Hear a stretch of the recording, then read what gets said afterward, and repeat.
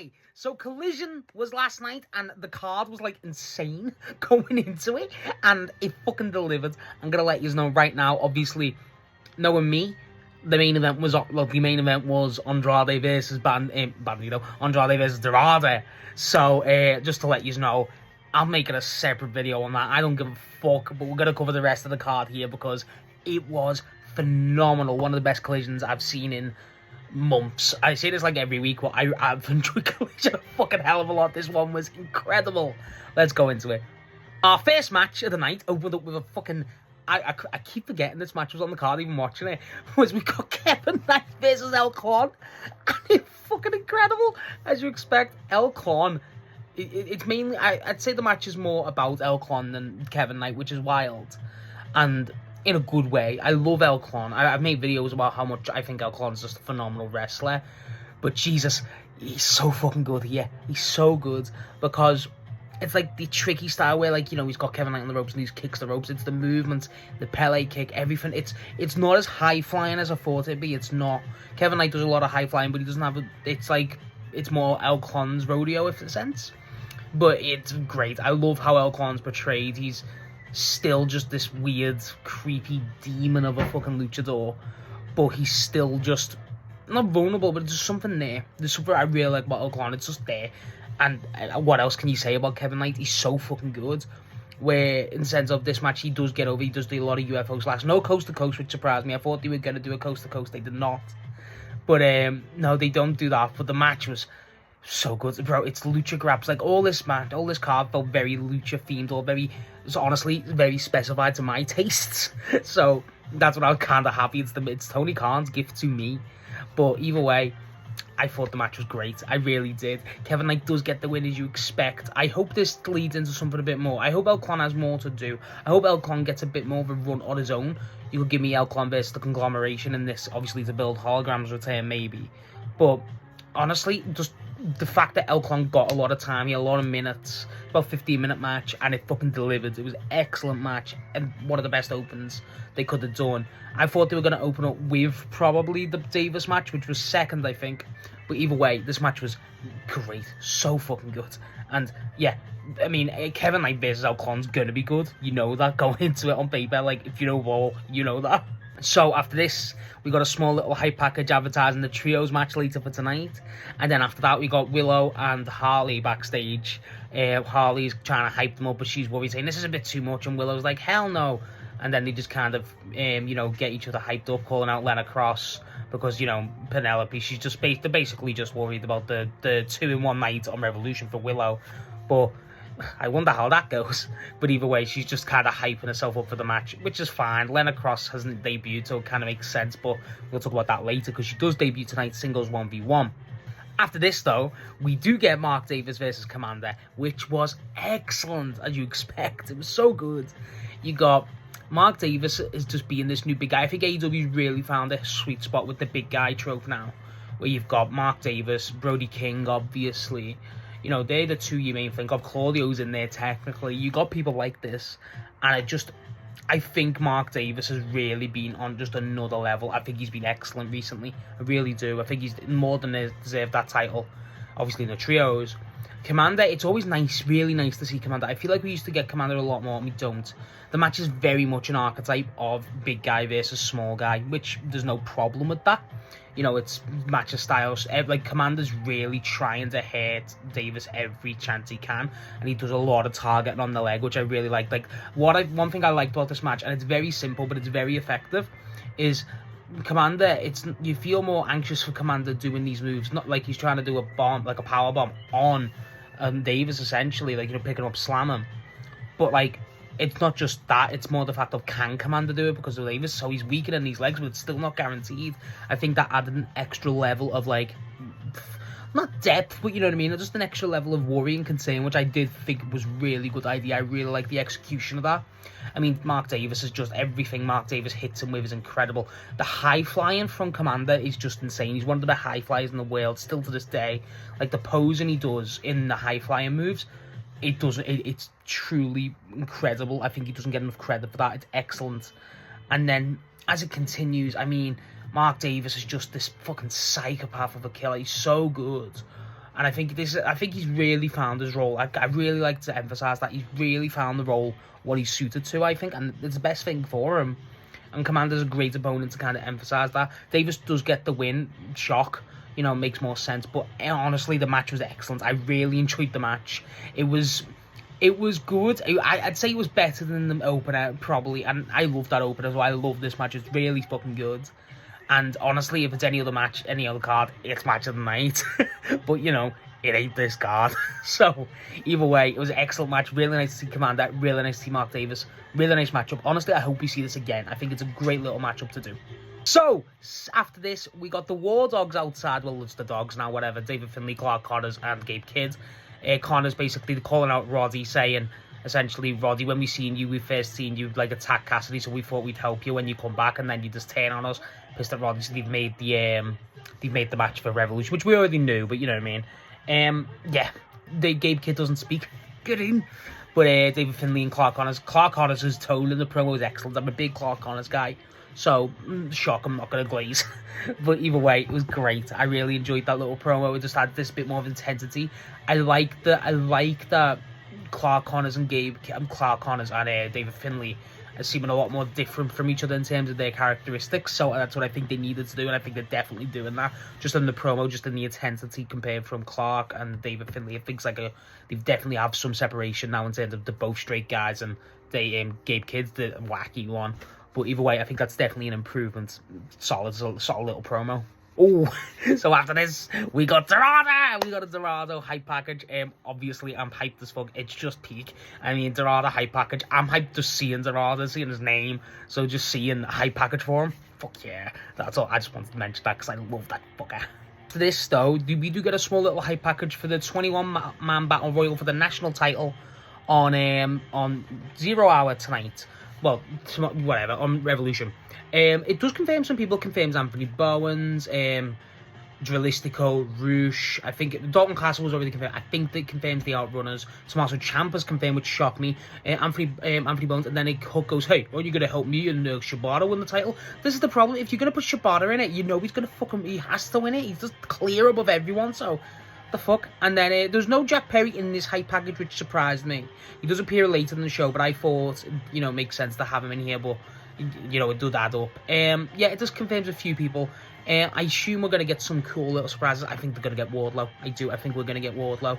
But either way, it's a little promo. I hope the Gates of Agony are in the match. I do. I think I'll talk about it later tonight, but the fucking how over they were is insane. So happy for them. So after this, we have the Triangle of Madness, their little showcase match against the Indies. They did put the names up, thank you, Tony. But they did have, I think it was who was it? It was, I forget the girl's name. She appeared in a few Dynamites ago, so that was pretty cool to see her back in the little trio. They just get decimated. Sky Blue did start with a fucking phenomenal drop kick, or just a kick, frankly. Very Kyle Fletcher-esque with shock. Julia Hart doesn't really do much, not really moved by Julia, but then Tekla instantly just does the spider spot. It's only this one girl who takes most of the bumps, and then she gets speared, and that's it, really. And then they start calling out, saying, Statlander, you can't be scared of me no more. Saying she's calling me out, and then she's running, and then Statlander's music hits. And then Statlander comes in, takes out Julia, takes out Sky Blue straight away, and she looks at Tekla. And she basically drops Tekla, and then she takes off a belt, like what Tekla was going to do to her. Well, basically whip her with the belt. Because the last match was a strap match where Tekla beat her. And then, Tekla's like, hang on, wait a minute. And then Statlander throws the belt at her. And everyone's like, what the fuck? Even Shivani's like, what? And then they put Tekla, she does the arch and, the crucifix pose. But she turns around, and she just lets Tekla whip her with the belt, and fucking... It does here, but Tekla's just like, alright, and just starts whipping her like fuck. And then Statlander trying to, basically show her resilience. And then Tekla does end up attacking her, and then she runs out the ring. Then Statlander's battered, and she picks up the mic and goes, Tekla, that wasn't supposed to scare you, that's supposed to show you've got to do a lot more to keep me down. And it's like, yeah, it was, I'm paraphrasing, because the way Statlander says it was excellent. It really was. It kind of makes me worried that Tekla's going to lose on Revolution, which I'm not really happy about, but that segment I really enjoyed. I really did. I thought the way they presented Statlander specifically there really helped there. I love Statlander. I think she's one of the best women's wrestlers in the world by a mile. It's just, there's been something missing recently since she lost that belt, even when she won it. But this made it all click. So I just fucked up click there, click. But either way, I think it was really fucking good. I really enjoyed this. Honestly, I'm happy for Tekla's on screen, obviously. Still not presenting the greatest, but Statlander's presentation here was spot on. Definitely keep this going. Really enjoyed this. After this, we do get Marina Shafir backstage. She's doing a little promo on Tony, calling her out, saying it's time to basically beat the fuck out of each other at Revolution. Okay, not really much I could really recall what she said, but she does say it, and I like Marina Shafir. It was good promo. I remember though how she said it. She could, like, this is the thing with Marina. I think it was her first singles promo on her own. That wasn't just like in a mid-match going, you can't run, Tony, you know, whatever. So I think this was good. I remember enjoying it a lot, and I remember the infliction she was saying it with, so that's what's good. After this, though, we do get our trios match of the night. We do get the Bang Bang Gang, Ace Austin, Austin Gunn, and Juice Robinson versus the Gates of Agony and Ricochet the Demand. Now, Jesus, how over Toa Leona is great. How over Juice is always expected. Just everything about it. Austin Gunn has improved so much as a singles guy. Ace Austin has a bit to do with the star, but kind of just, you know, takes off it a bit. Like, he doesn't really do that much, which is a bit of a shame. I think Ace is a better singles guy. Frankly, nothing wrong with that. I just do. Juice, I mean, the fact that Juice is back, you just got to do it. Ricochet doesn't have that much to do. Bishop Khan has a good bit to do, so it's mainly basically Juice, Austin a bit versus Austin Gunn versus the Gates of Agony, really, because Ricochet and Ace Austin don't have that much to do. There's one bit where Toa Leona's slapping the fuck out of him, and he does the rah scream to him, and then Juice goes ah, like Juice is back on wild shit again, which I love. I love how wild Juice has been again recently, because when he shaved the beard, it was like, oh, Juice is back to being civilized, but he's back to being a bit of a madman. He's screaming, Austin! All that shit, you know what I mean? He's back to being the Juice that I like. So, and Juice is just a great wrestler. Honestly, this is the thing with Juice. Juice is one of the better wrestlers you've got on the roster, and that's truly the truth. He's so fucking entertaining. He's so over. And he's a great in-ring wrestler. To me, he should just be going. He should just be...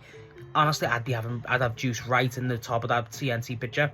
Honestly, I think you've got to do a lot more Juice singles. I don't think Juice is a tag guy. I understand that Ace Austin Gunn is, but you could tag him with... I don't know. I would have Juice Robinson as a singles guy. I think that works for the guy. Hopefully, we get Colton Gunn back so we can kind of do that again. But either way, I enjoyed the match. It was just kind of hectic, but a good way. You know, Toa Leona's strength is so put over yet again. The high flying of Ricochet is just... He is good. Ricochet's so fucking good. I'm going to have to make a video on Ricochet because he's one of the best on the roster. And then you've still got... Your Bishop Khan look decent here. I'm just waiting for that thing to click. Again. There we go. With Bishop Khan that it has with Toa Leona. Toa Leona's really just blossomed. Bishop Khan's getting there. Just needs to have that one moment. Juice is there. Austin and Ace Austin, it was nice to see, but I think again needs a bit of a showcase. After the Moxley match, I'm like, I want to see more of Ace, and he's just mainly being delegated to Ring of Honor, which is fine. It's just like I would like to see more. But yeah, the Gates of Agony and Ricochet get the win, and they start parading the belt around, whatever. That's fine. Honestly, they were never gonna have the Bang Bang Gang win, but I hope they set up the match at the the Battle Royal with Juice. I hope Juice and Ace Austin. I think Ace Austin's a safe lock, but I hope Juice is in it. I do, because this match made me realise how much Juice Robinson's been missed in just more stuff. I hope this is a change, because I fucking love Juice. So after this, we actually do get our Jack Perry promo where it cuts the knife, and Jack's basically putting over, saying at the stadium he was at with his father, used to watch wrestling, he's going to go in there and win the national belt on that battle gauntlet for his friends, his family. And I thought it was a really cool promo. I'm a big Jack Perry guy. I do like Jack Perry a lot. I think as a wrestler, he doesn't get the credit, but as a promo, he's really improved. Obviously, you know, without Luchasaurus, it's kind of hindered him, but he still just hasn't really been affected. Been really good in this Ricochet feud. I've not disliked it a lot. I've liked it a lot. So either way, I'm happy for Jack Perry to get that promo. I think the way he's going there, he's got to win the national belt for me. I think he will. But either way, I hope he has confirmed himself for the gauntlet, but the promo about him being there, you know, as a kid and stuff, I really liked, and someone put it on that Twitter. It was really cool. I enjoyed that.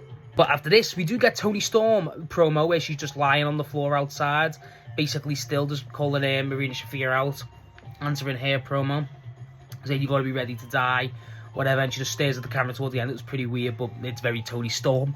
Couldn't really recall what she said. Marina's promo was better for me, but Toni Storm just lying on the floor makes sense, apparently. But after this, we do get our AEW singles debut of Lena Cross versus Mina Shirakawa. Now, I was looking forward to this to see how they presented Lena Cross, and what made me laugh is they had Lena Cross end up with Megan Bayne, which makes sense. Megan Bayne was in full gear, so I'm like, wait, what? So it's like, what the fuck? And then Megan Bayne bails. And Mina Shirakawa, the pop for Mina was great. I'm really happy Mina got that pop. I love Mina Shirakawa.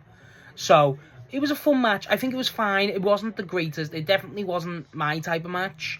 I think Mina's great. I think this is the thing what I took away from it. Lena Cross is a really good in-ring wrestler. She really is. It fits AEW to have out all that stuff. I just don't get what the characterization is, because she's got a bit more of a... I think she can move similar to what Megan Bayne. It's just not as effective. Megan Bayne's character emphasizes it a lot more. Lena Cross hasn't found that yet, so that's what kind of took me out of it. What I did enjoy was, with Lena, the movement is there. She's very smooth for the woman her size, because she's same size as Megan Bayne.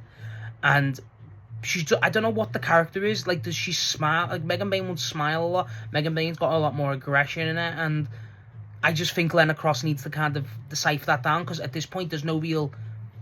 I'm watching it thinking I'd rather just watch Megan Bayne. Which is a shame. It's not on the dig. She's great in ring. But it's like... Okay, we need to have a bit more characteristics. Especially with someone like Mina, where she's basically going to dog walk you in terms of that aspect. Mina's so charming. Mina's so charismatic. I mean, it's great in ring too, but it's just like Lena Cross she's just Megan Bayne without the Megan Bayne-ness in a way, and that's what kind of, not disappointed me, but that's the thing. I'm like, okay, that's what I should work on, in terms of that's what I'd be saying, I would work on that if I were you, because you've got something there. It's just, you're not being stern like Megan, but you're being a bit too smiley to be a heel, so I just don't get it. She got the win in the end. She did look good. Mina tried to get the figure 4, but it just didn't work out. I just think, for me, I hope they really refine that with Lena Cross. It just kind of makes me go, okay, she's been put in with Megan, which is fine. It's just, let's just kind of link them, because Penelope Ford and Megan Bayne really fit with each other.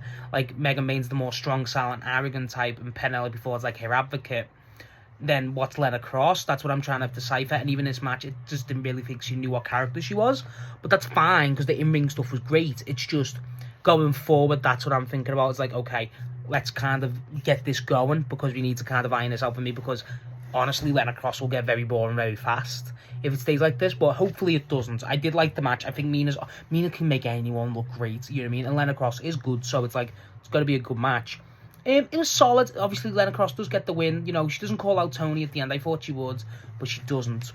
But it was a fun match. I did enjoy it. I'm just happy to see Mina Shirakawa. Honestly, the pop she gets, again, pushed Mina Shirakawa to the fucking moon. That woman's so over. She's so charming. That pop when their entrance music hit was stellar. I always love hearing that. So, after this, we do get a small little promo for the Revolution Countdown show, which I haven't watched yet, but it will be out now on YouTube. Just Max basically doing an interview, then little clips, whatever, just saying it's happened. But then we get the main event, the match of the year, what fucking ever. We got Andrade versus Mascara Dorada. And I've said it at the start of the video, I'll say it again now.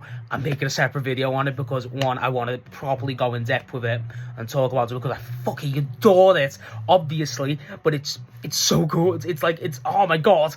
You can hear it in my voice. It's excellent. Watch it. It's one of the, just to give the lowdown, I fucking loved it. I'm going to talk about it more in depth, hopefully, again later today.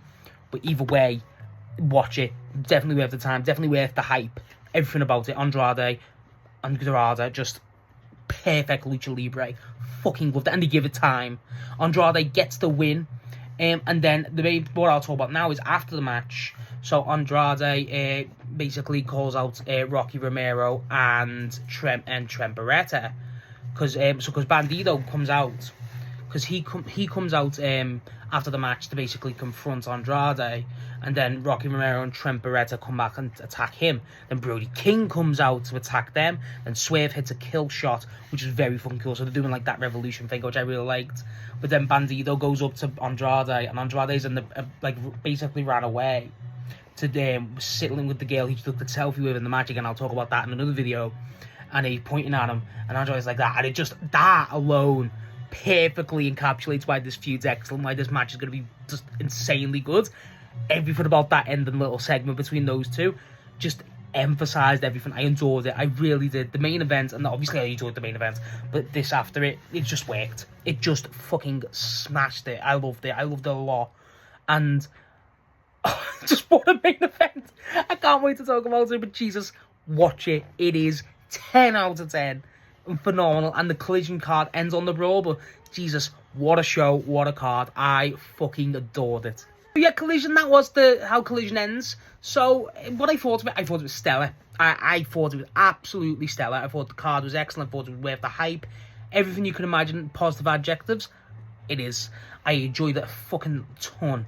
Obviously, Mark Davis versus Commander was excellent. El Clon versus Kevin Knight was excellent. The crowd for that one didn't really help it because they were screaming, "We want Wardlow." What the fuck? But even Lena Cross versus Mina Shirakawa was good. It just a small little flaw. The trios match between the Bang Bang Gang and the Gates of Agony and the Demand, the band was excellent. Everything about it, just there was no bad matches and there was no bad segments. It felt very, for a card that could have been very phoned in for just before pay-per-view. It had no right being that good. It had Dorada versus Andrade on it. You know what I mean? Like, there's no reason for that, but it just bangs. Everything about it. I really enjoyed Collision. It had no reason to go this hard, and yet it did. All the credit in the world to Tony, who watches this fucking page, because why wouldn't he at this point? Because there's no way he put Andrade versus Dorada on if it isn't for me. But either way, I fucking adored it. Again, I will talk about Dorada and Andrade in a separate video, hopefully today. But either way, fucking stellar card. If you haven't watched Collision in weeks, watch it this week. Phenomenal. So yeah, that's my thoughts on Collision this week. I thought it was excellent. Again, I will just re-specify. I am going to do a separate video on Andrade and Dorada because I really want to. And I want to go a bit more in depth on that. But either way, let me know what you thought of the match tonight, because we all know it is Dorada versus Andrade. But what was your favourite part of Collision this week? Because I thought it was stellar.